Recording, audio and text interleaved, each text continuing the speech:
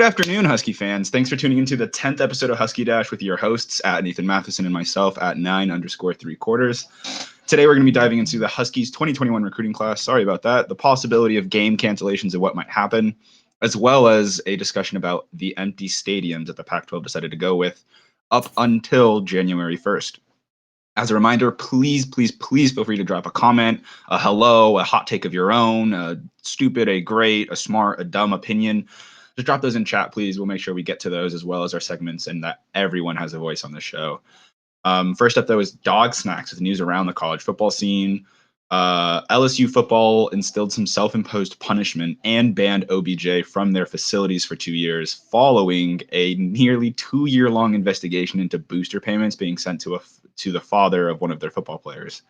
Also, slightly better news than that, Nick Saban turns out that he had actually received a false positive last week for COVID-19 and not an actual positive. Wish that guy all the best. I'm glad he's doing okay. That's definitely good news for 2020. But now, first up for our segments, we're going to be talking about the 2021 recruiting class for the University of Washington, as well as how they kind of compare to the rest of the Pac-12 schools. Currently, just to set this up for the conversation, UW's currently ranked 4th in the Pac-12 with 15 total commits, and we're 25th in the country. Nathan, take it away. Yeah, so as you said, we're 4th currently, kind of a little above average, middle of the road. And ahead of us at number 1 in the Pac-12 is Oregon. Then following them is USC, and then Cal, and then us. And just right behind us is ASU, as ASU is actually ahead of us just a couple of days ago in the recruiting class. But the Huskies recruiting class is ranked where it's at, mainly just because it has a smaller amount of recruits than these other schools. Like you said, they only have 15. Oregon and USC both have 22. Cal has about 19, I believe, recruits. And really, that's what's lowered the Huskies' rankings. I mean, they have a higher average player ranking than Cal at 87.85. Oregon's is 91.84, USC 91. Cal's is just below us at about 87 flat. And looking at the Huskies recruiting class, there's only 2 5-stars that are committed to Pac-12 schools. Oregon has 1 5-star. And then UW actually has the second 5-star, which is quarterback Sam Heward, who he's the, I want to say, 8th or 9th ranked player in the nation, actually. So that's a real big get. He's from Kennedy Catholic, so he's a local player. His dad, Damon Heward, and his uncle, Brock Heward, were also both Husky quarterbacks in the 90s, so it's kind of a family lineage for him coming to UW, and he's kind of the main piece, but behind him we still have some key 4-star players in Owen Prentice, an offensive guard, Jabez Tene, a wide receiver, and then someone you talked about earlier, Will Latu, kind of an inside linebacker recruit. So overall, the Huskies recruiting class has some strong players.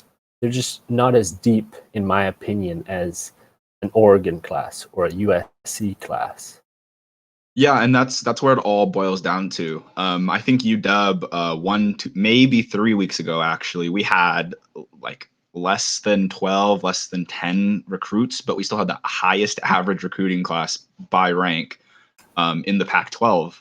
And that's because we were pulling the cream of the crop, I guess you could say. We didn't have a lot of 3-stars. We didn't have that many. We didn't have any, I think, that were like further down that pecking order. So our average was really high. But as we're starting to get more recruits, we're starting to climb the ladder a little bit more. We're starting to get those numbers to mesh out. Although I think one thing that has been hurting us this year is that our out-of-state recruits and our out-of-state recruiting is really, really dropped hard, especially when compared to previous years. I'm definitely just going to chalk that up to COVID. Getting out of state. I mean, if you think about it, Washington, we're pretty hard cut off from all of the heavy football states. I mean, you got to think about the Rocky Mountains, the fact that Seattle is just in like the northwest of Washington, and the rest of Washington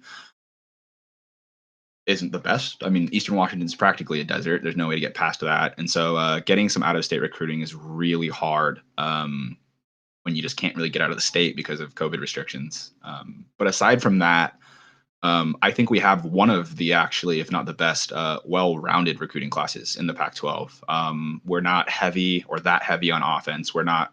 We're definitely not heavy on defense. It's pretty well-rounded. We have recruits filling out the board. And a way I'd love to put it when I'm comparing recruiting classes is that if we were to field our recruiting class right now for 2021, I don't think we would do too bad. I mean, I don't think we'd get first just because of like the numbers game. I mean, when you have Oregon, USC both have more than 20 commits each, and if you were to play an actual football game and you only had 15 total players, having those 5 extra people on your team is definitely going to help. But yeah, I'm not upset with where we're at in terms of the recruiting class for Pac-12. I do think though that some of the higher ranked, especially, might not exactly deserve their spots because of how heavy they are in certain positions.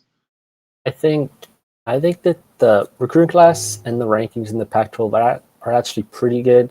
I mean, I'd keep Oregon and USC at 1 and 2 just because of the vast amount of recruits they have. And if you look at it, so Oregon has 1 5-star, but then they have 15 4-stars, and USC has 15 4-stars. UW only has 3 4-stars. Cal and ASU only have 5 4-stars. So it's kind of the top 2 in USC and Oregon battling it out for the best recruiting class, and they separate themselves from everyone else in the Pac-12 by having this high number of 4-star recruits. And then coming back and touching on your point of in-state recruits, this is actually luckily enough for us with COVID and having these not as many out-of-state recruits. It's a really strong class in the state of Washington. Yeah. And you look at our top 4 recruits are all from Washington. Sam Heward, Owen Prentice, Jabez Tene, and Will Latu all are from Washington. And there's also actually 2 more who I'm going to touch on, 5 stars from Washington that the Huskies are still in the running for, you could say. Looking at 5-star number 2 player in the 2021 recruiting class, JT Tui Mo Loau. He's a defensive tackle or a defensive end on Eastside Catholic. He'd be an absolute huge get for the Huskies. The Huskies are in. He got his list of schools narrowed down to top 7, and the Huskies are in it right now. So his other favorite besides UW is Ohio State. And one of the reasons that maybe he hasn't yet decided is because he hasn't yet been able to visit Ohio State because of COVID. So this might be helping the Huskies a little bit. And then the other guy that's a 5-star from Washington, he's from Stellacombe High School, Emeka Egbuka. He's the number 8 player in the nation, wide receiver, and UW's in his top 4. So if the Huskies could get one of these guys, both of these guys, I mean, this recruiting class would be one of the best in recent times, maybe all time for the Huskies. Sam Heward, he has a relationship with these guys, so I know he's talking to them. He's trying to get them to come to UW. And if he can pull that off, then you could look at this Husky class. Even with them, they would only have 17 recruits. You could look at them as close to Oregon's level, close to USC's level, maybe above, just because 3 5-stars, 3 top 10 players in the nation. That would be huge. Yeah, absolutely. And I've got to point out too that Stellacombe High School has an absolute knack for churning out really high level players. My high school, Clover Park, we played them. Sadly though, while I was in high school, my school is not very good. As you can tell, I'm podcasting about or commentating about college football and not actually playing it, which tells you where I would have landed in a recruiting class. But I mean, I'm not surprised that there's a 5-star wide receiver coming out of Stellacombe High School. Those guys are quick. They're really fast. Being able to pick him up would be insane. And one thing, I mean, if he's smart, right? The kid from Stellacombe, the 5-star wide receiver, he's really smart. And if he has other schools, and if he has Oregon actually in his top 4, I'd hope that he was smart enough to also look at the other schools that he has in his top 4 and realize that some of them, like Oregon, already have an insane amount of people in terms of wide receiver depth. And that's one of the kind of the strikes that I have to give Oregon. He actually doesn't have Oregon in his top 4. Then everything I just said before that does not matter. Egbuka's top 4s are Clemson, Ohio State, Oklahoma, and then Washington. Okay. So I think Washington's biggest competition is maybe Oklahoma. Oklahoma's produced some great wide receivers in recent times with CD Lamb. Ohio State, again, another great wide receiving producing school. Clemson too, and then you got UW, who hometown. Maybe he's a fan of UW, so it'll be a tough choice for him probably, and hopefully he's choosing UW. Hopefully. Yeah, I mean, I'd love to see him pick UW. And again, but I'd hope that no matter where he goes, he looks at the roster, he understands the depth of the position he's getting into, and he doesn't just look at where he could grow as a player, but where he can fit in. Because just because you find a good coach, I mean, this is going for UW too. I don't want to smash my own school, but like maybe he doesn't mesh well with Jimmy Lake, or he doesn't mesh well with our receivers coach. I mean, then our school wouldn't be a good fit. I hope he fits in really well here. I hope he loves our school. I hope he comes and visits soon again if he hasn't already. And really just finds a team that he fits well in, because I'd love to see this kid do well in college and move on to the NFL. That'd be absolutely amazing. Do you have any last points for this? No, I think we've covered the recruiting class perfectly. Alrighty, then we're going to head into game cancellations for our second segment. Now, this, for the Pac-12, hopefully is not a when, but an if. However, looking around the nation, I think you and I both agree it's an if. It's not an if, but a when. I mean, we're looking at it. So there's been 7 weeks of college football so far, and there's been 34 games that have either been postponed or canceled. I know Baylor's had at least 2 games that have been postponed or canceled, and they can only make up one of those. So one of them's canceled for sure. And you're looking at this as it's tough, especially for Pac-12 with them having this small amount of time to play. They only have 7 weeks available to them. The SEC had built in like an extra week for this exact scenario. So Florida and LSU had to get their game postponed, but SEC built in a week for them to play that because they had the time. Yeah. Unlike us, who November 7th, I think, is week 1, and then we go all the way up till the weekend that the College Football Playoff Committee decides. So there's no time for postponed games. If the game doesn't get played, it's going to get canceled. And looking at it from the Pac-12, however, knows this. So they're doing different testing than these other schools. The SEC, Big 12, and Conference USA, their COVID testing policies are at least 3 tests per week only. So these schools are only doing 3 tests per week. Pac-12 has already come out and say that they're going to be testing their players whenever they step on the field. That's going to be Monday through Saturday. There's going to be a test, and they're hoping that that cuts down on the transmission of the disease, as they'll be able to quickly isolate the player and then do other testing to make sure players who are in contact with them don't have it. So that's one thing the Pac-12 has going for them. But even with that, I mean, you look at it, the NFL, that's what they're doing, right? And they haven't had the same amount as college football, but there have been games that have been postponed or pushed to a different day of the week and had to reorganize the whole schedule. So as you said before, it's not really an if, it's a when these games get postponed. Yeah, Canceled. absolutely. It's definitely a when is it going to happen, and how is that going to play out? With the foresight, I feel like for the Pac-12 having that later start, I mean, much later start compared to other leagues, which I'm not upset about. Like, I'm not upset that we started later. But I'm sure for the Pac-12 CEO group, a lot of this decision came down to the fact that they were probably thinking, hey, look, we're starting later. We've been able to watch all of these other leagues and conferences start up. We've seen how they've handled the situation. And I really hope that this was one of their reasonings behind this and working around this late 7-game schedule, was that they looked at it and they said, okay, we have a smaller season, but what we're going to do is we're going to just set the bar super high. We're going to have daily testing for practices and games. And one great thing that I don't think you mentioned with that is that when you test every day, the ability to contact trace and figure out where that infection came from, where it's spreading, if it spread, and being able to trace that back is so easy when you're testing every day. Like it's almost impossible for it to go into the radar. I'm not saying it's impossible, but it's nearly impossible for that to go into the radar when you have testing that often. And also just knowing, like, how well off at least UW is in terms of medical facilities and medical personnel and medical training. I mean, UW's just known for that.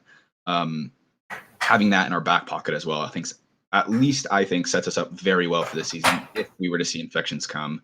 Another big reason for this that I'm not really worried about, at least with the Pac-12, and we'll be talking more about it in the next segment, is that we're going to be having empty stadiums until January. So that won't ever be a worry for COVID.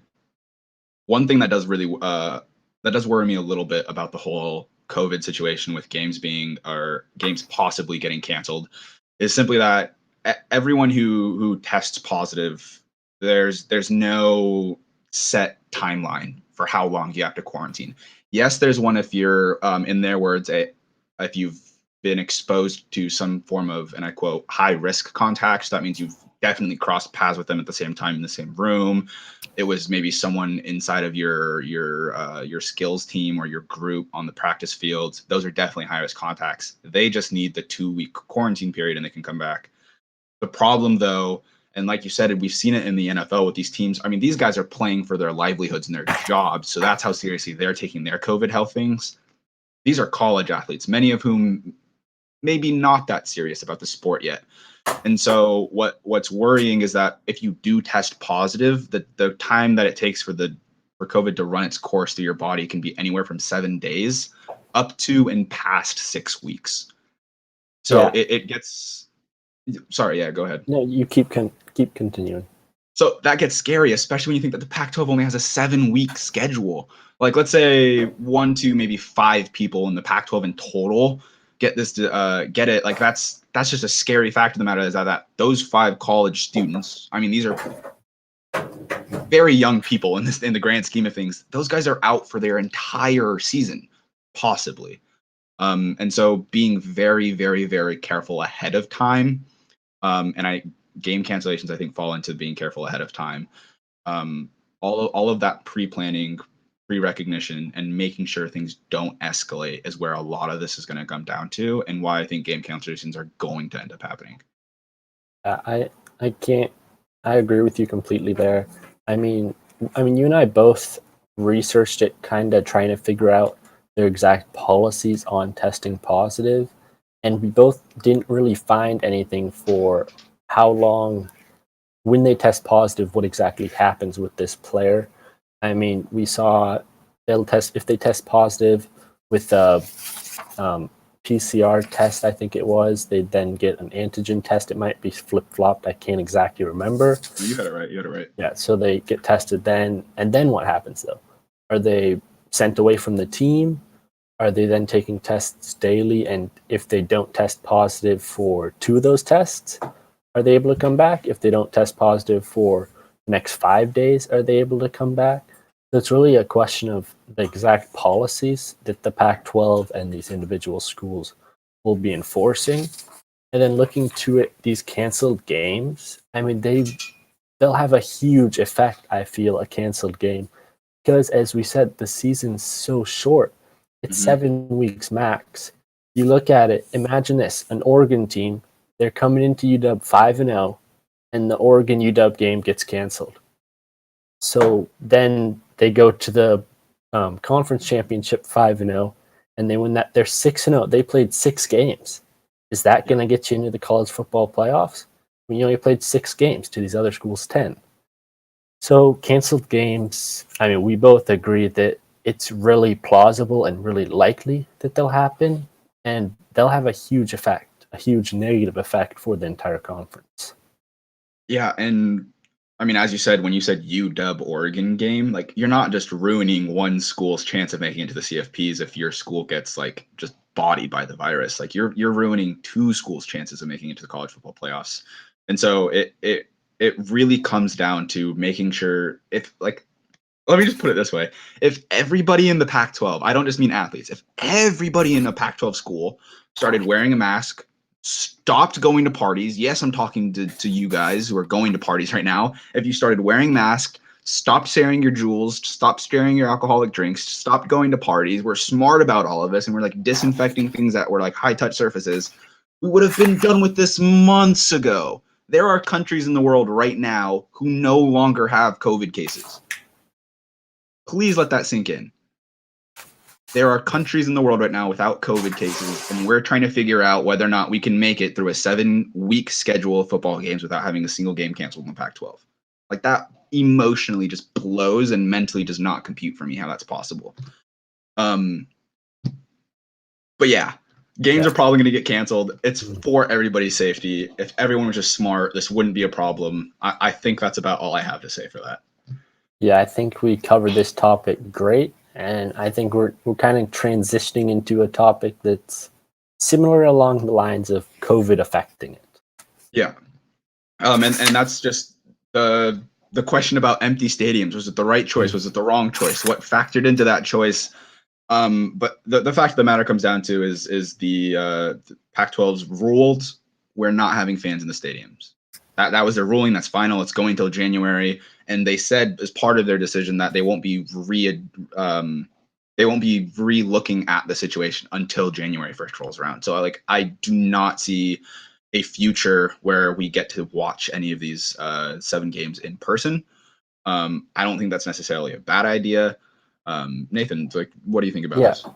So they ruled it not going to look at it again until January of 2021. So even though the season will still be going on, just ending up then, I don't see them having fans, season ticket holders enter the games. They have announced that family members and close friends of players will be allowed to play. So keeping to the NCAA rules or guidelines where each student athlete is given 4 tickets to distribute to their family members or friends. They'll keep doing that. So that's 4 people for each member of the team. And I looked at it, counted the roster, and there was about 110 players on UW's roster. That's about 440 family members max at the stadium.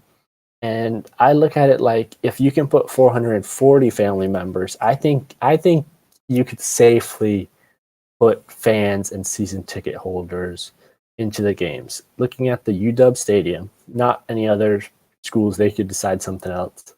But UW Stadium has a 70,000 capacity.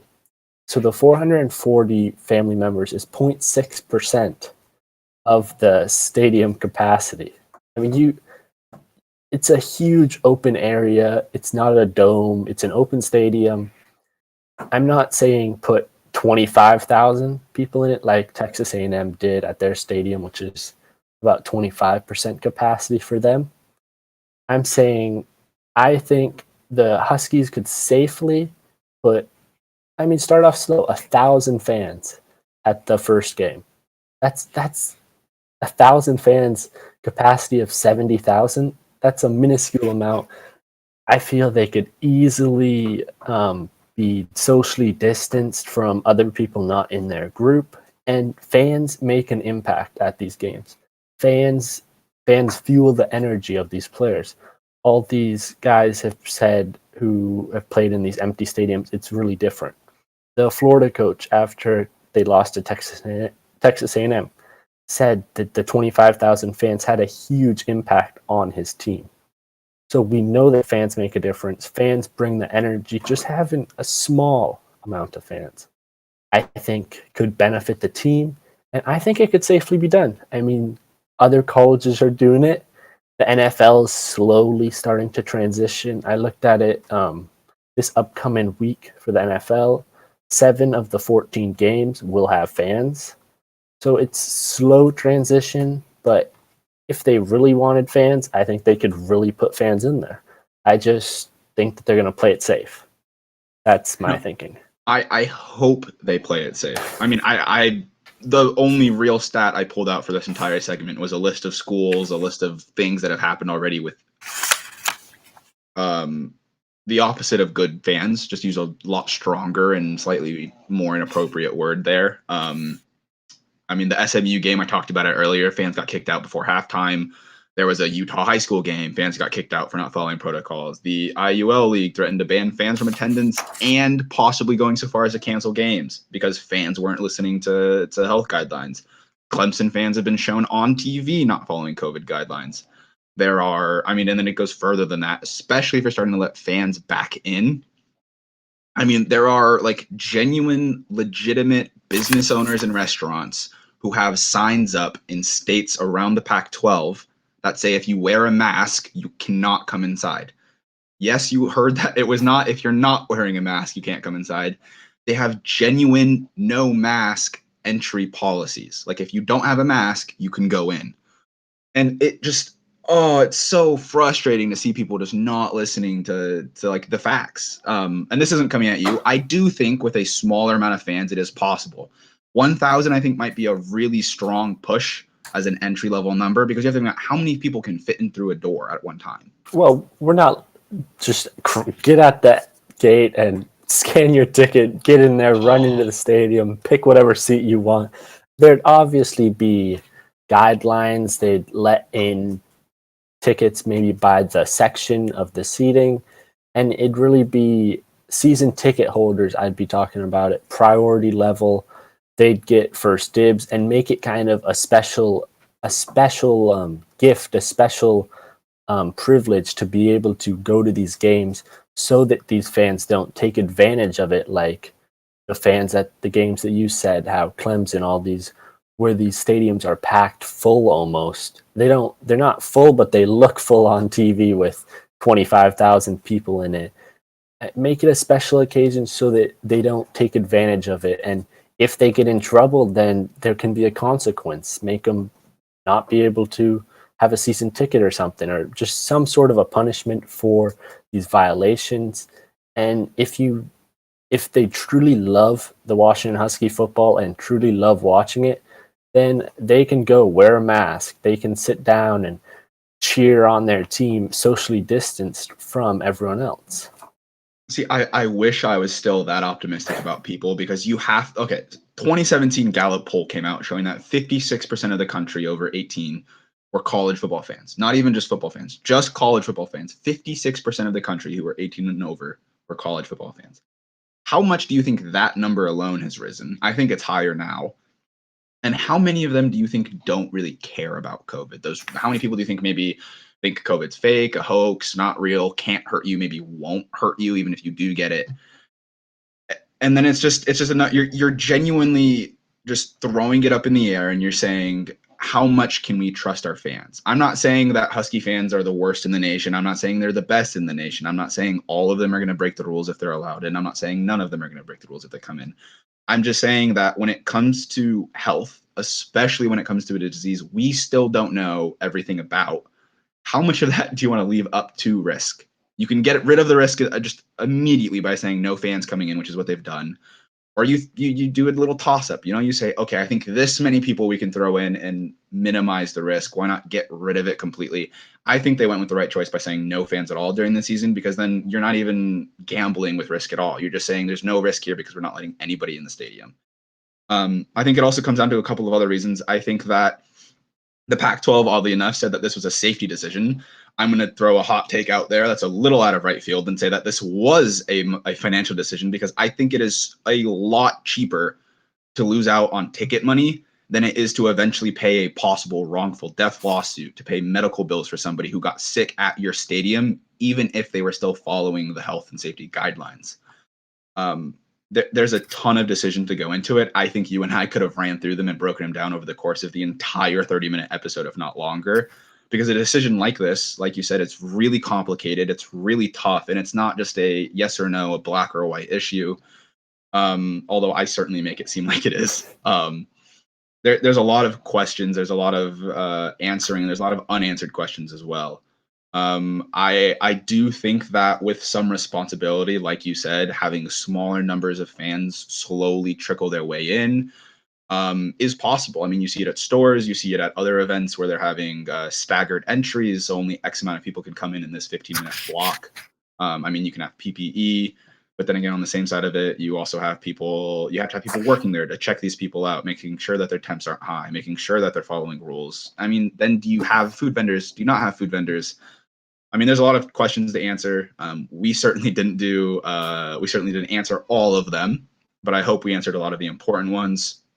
And as I keep rambling on, that about brings our time to an end. Sorry, Nathan.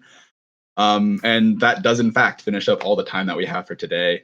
Once again, I'm Joseph Claypoole, and this is Nathan Mathisen. You can follow us on our different social medias with the @ that you see on screen right now.